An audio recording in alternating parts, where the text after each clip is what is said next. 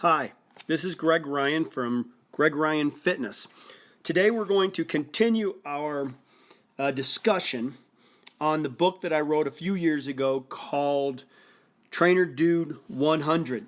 And these were the 100 things that I had learned, not in a classroom, but on the job training. I have sliced this book into about 10 parts, and today we are going to do maybe just a little review on part number 1, but this will be part number 2, the business 101 side of personal training and what I had learned in this business, and hopefully you will get some insight on these little things that I have found out the hard way probably about that. But one thing I did in the book was I went through and categorized the areas that I thought that people that are listening could learn, and then I put a subtitle to it as far as a theme to the book. And today, the theme of Business 101 is being sold out. And so let's kind of get started here. We're going to go over about 10 things in the next 10 minutes or so, and I'm going to maybe dive a little bit more deeper than we did in part 1 of the overview of Trainer Dude 100. So, number 11. First of all, let me read this to you. Personal or fitness training is a business. Attitudes, philosophies, principles, structure, policies, and goals all must be a part of the developmental planning of the personal training business. In my world, you're either sold out to your career or you are not. But that's just the start of it. Long term, you are only as good as those that surround yourself with, and how well you implement the business principles that I'm going to kind of lay out for you over the next few minutes. So here's a few of them. Let's get started here. Number 11 in the 100 is what I call lifers. Lifers make money than part-timers. Lifers make more money than part-timers. Now, what do I really mean by that? In other words, I believe that you have to have an attitude of sold out, attitude about your career, the business, all the way from the beginning. And yes, this is a business. I have run into thousands of personal trainers out there that says, oh yeah, I'm in it for life. And the first sign of adversity, they're gone. There's no commitment there. There's no perseverance. This takes hard work. This is a business, and it is not glamorous, which a lot of trainers really feel that it is. And so I really believe at the beginning of my career, some 33 years ago, I made a decision. And I made a decision that I was going to be sold out. If I wasn't going to be sold out, then why do it? Why do it? I was all in. I read a book once by a friend of mine called Aspire. And he taught me that the Aztecs used to use this phrase or word called all in, spelled O-L-L-I-N. And what it really was pronounced all in. They were all into their teachings and stuff like that. And so my encouragement to you is this is a business, and you have to be all in. And what I've noticed over the years is that the trainers that are all in versus the ones that are part-time, their incomes reflect it. Now that might be a believability, it might be, I don't know, other than the fact that they have an attitude which translates into believability, which translates into confidence, which translates into income coming from their clientele. So, number 11, lifers make more money than part-timers. Number 12, freedom comes with a price. But when you get it, it's priceless. Now, what do I really mean by that? Freedom comes with a price, but when you get it, it's priceless. My father, 7th grade education. We've never owed a penny to a soul. Farmer in Lower Michigan, tomatoes, grapes, potatoes, many different types of crops. If anything my father taught me on that farm was freedom. Freedom does come with a price. But I'm telling you what, I moved away when I was about 21 or 22 years old. I always wanted to go where the corn didn't grow. But I tell you what, 30-something years later, I would give my right arm to have the lifestyle and the peace that my father has, still living at 88 years old, on that farm. He had freedom. It did come with the price. But I'm telling you what, it is priceless when you taste that little bit of freedom. Now, what do I mean by that? What I mean by that is to be a successful fitness trainer from the business side, eventually, the only way to prosperity is to work for yourself. I get it. I did it. I went and I worked for gyms part-time just to get my clientele up. But deep in my soul, I was an entrepreneur. Nobody was going to tell me how much I was worth. I made a promise at 17 years old that nobody, I mean nobody, on this earth was going to tell me how much I was worth. Now, if I made that decision and I worked at McDonald's for $7 an hour, that's at least my decision. But I was not going to work for somebody else. And if you want to be a successful fitness trainer, you eventually have to be the entrepreneur. You are eventually going to have to take that leap of faith, and you're going to eventually have to do your decisions, make those quality decisions, be proactive on your own. Because if you work for a person or a gym, I should say, you will not be prosperous. You will be broke, and you will be a slave to the lender. So I get a little passionate on this because I know the benefits of being in business for yourself and self-employed and having that freedom. Okay, number 13, be great at little rather than mediocre with a lot. I remember when I first started writing books 20-something years ago, my first book, or first 5 books, I should say, they were very general. They were in the psychology of weight loss and fitness, and I really didn't sell that many. And then one of my publishers said to me, well, you need to niche a little bit. You need to get more specific in your topics. And so I did. I started writing on disease prevention for women. I started writing on bodybuilding, different niches. And I found that the smaller my niche was, or subject matter, the larger my audience became. A lot of fitness trainers think that they know everything. They think that they can cover all the bases. And I really believe that if you want to be successful or great, you're going to have to be great at little rather than mediocre with a lot. In other words, find your niche and be good at it. Don't complicate or dilute it for your ego's sake. Now let me say that again, maybe in a little different way. You cannot be all, because it will dilute your effectiveness.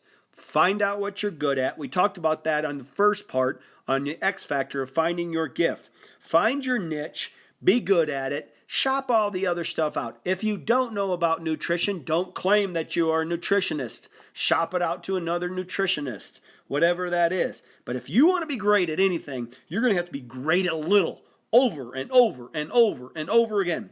I did not become a professional bodybuilder at the age of 21 because I was good at a lot. I was good at little. I was good at leveraging the weights. I was good at isolating the muscles. I was good at listening to people that came before me. I became great with little. Find your niche and be good at it. Don't let your ego get in the way. We will talk about this later in the book, but I'm telling you, your ego is the most expensive part of your business. And we will talk about that later on. So don't get me on that right now. Okay, number 14, slave to the lender. This is a biblical principle. This is a business principle. Avoid bad debt. Do not have debt leverage you and your business. In other words, avoid it at all costs. Burden costs money and squelches creativity. The more debt you have in your life, the less creative you will be in your marketing strategies. You will not listen to the opportunities around you because you are so focused on paying off that debt that you accrued over the last few months and years. I have probably paid for 32 years, I've probably paid less than $5,000 on outside advertisement. I didn't buy a lot of fitness equipment. My first $1 million was made with a treadmill, a row of dumbbells, and a multi-purpose machine and a mat. That was it. I didn't need fancy equipment. I didn't need to fork out all that money and let that burden me down. I use customer service to make me wealthy. So, number 14, in the business, sold out. Part 2, avoid bad debt at all costs. Burdens cost money and squelch creativity. Okay, moving on. Number 15, embrace OGT, on-the-job training, and nurture PhD or education. Now, I will have debates over and over and over again from the intellectual side of the industry and the fitness side of the industry. And my attitude is classroom education is a must down the road, but experience is the real teacher. Both. You need both. But in 30-something years of my training, 190,000 hours of paid personal training. You know how many people have asked me about a certification? Maybe a dozen. Maybe a dozen. I do believe you need it, but I'm telling you, the more education you have, the more gym jobs you get, and the broker you will be. I am not an advocate of poo-pooing the educational system, but if you hide behind a certificate, you will be broke for the rest of your life. Get some education, but experience is the real teacher. Number 16, develop a gatekeeper's type of attitude. Develop gatekeepers to protect your business interests. Now, what do I mean about gatekeepers? Here's what I mean. Surround yourself and your business with quality business-minded people. Let me give you a little story. When I first moved to Los Angeles, California, I had a $10 an hour fitness training mentality. Well, a $10 an hour fitness training mentality in Los Angeles is going to get you about $1 hour, and you're broke. It ain't going to happen. And so when I first moved out there, I started working for Kathy Smith, a famous fitness guru, and she had a couple trainers in there that was making buku bucks, at least in my world. So I took them to lunch. And I said, how in the world are you doing this? What is it? And they said, well, double your price. And I'm like, double my price? Yeah, double your price. And we'll talk about that down the road. But the short story of this is, at the beginning of my career, I started asking questions. I started asking people that had what I wanted to have, and I started taking them to lunch and getting good counsel around me. I was not going to reinvent the wheel. I was going to do things that other people were doing because they had what I wanted to have, and I created what I called gatekeepers of information, gatekeepers of education, to protect my business interests in the long run. I had financial advisors. I had marketing advisors. Kathy Smith was a marketing guru, and she was an advisor. So I had good people around me. I had nutritionists. I didn't know about nutrition too much. I specifically niched myself with weight training, cardiovascular conditioning, and I got that knowledge from other people at the beginning of my career. So, number 16, develop gatekeepers in your business to protect your business interests. Okay, number 17, moving right along here. Do not get above your business. Now, what in the world do I mean by that? This one might hurt you a little bit. You might ruffle a few feathers. Humility is the key to prosperity. Your ego is the brother of poverty. The minute you think you know it all is the minute you're broke. The minute that you give some BS type of answer that you don't have a clue on to somebody and they read right through you, you will lose that client. Guaranteed. You might think not, but you do. Do not get above your business. You got to respect it. You do not know it all. And if you think, oh, I hear this all the time with trainers. So I ask them, how's your business going? Well, I'm busy. Well, does busyness mean that you're successful? No.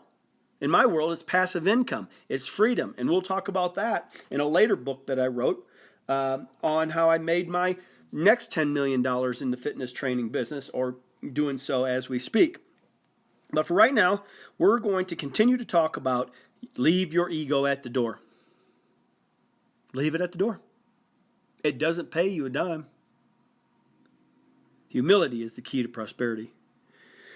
Okay, number 18. Pillow talk is a disease of the mind and heart, and your business will die of a slow, hidden death. Now, this is another kind of touchy subject, but I am going to tell you from experience that avoid personal relationships with employees, clients, and business associates, period. It doesn't work out. It just doesn't. My first client in Los Angeles, California, more money than I could ever make in my life, and I felt that I fell for her, and I developed a relationship with her. And it wasn't too long after that my financial well dried up. It just doesn't work.